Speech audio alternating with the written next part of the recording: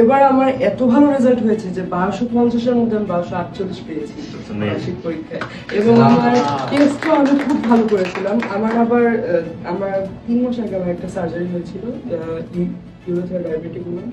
তো আমি খুব টেনশনে পড়ে যাই যে আমার রেজাল্ট কি হবে, আমি কি এবার এসএসসি দিতে পারবো কি। আমার আব্বু খুব কান্নাকাটি করে। আমি মেডিকেলে শুয়ে শুয়ে আমি 10 মিনিট স্কুলে সব ক্লাস করি। এখন আমি আমার স্যাররা আমাকে বিশ্বাসই করতে পারতেছিল যে আমি আমার টেস্টে এত ভালো কিভাবে রেজাল্ট করতে। সত্যি সবকিছুই সম্ভব, কেননা আগে নিজেকে প্রস্তুত করতে হবে, নিজের ইচ্ছা শক্তিটাকে বাড়াতে হবে। নিজের ইচ্ছা শক্তিটা থাকলে অবশ্যই সবকিছু করা সম্ভব হবে। কারণ ম্যাথে খুব সমস্যা ছিল, ম্যাথে যে জ্যামিতি অ্যালজেব্রা এসব খুব সমস্যা ছিল। ফয়সাল ভাইয়ের ক্লাসটা করে আর কি আমার খুব ভালো হয়েছে। ম্যাথে কত পেতাম জানেন? ভাই আমি ম্যাথে পেতাম আমি 80, কারণ আমি জ্যামিতি দিতে পারতাম না। কিন্তু ওই 10 মার্কটা মিস হয়ে যেত।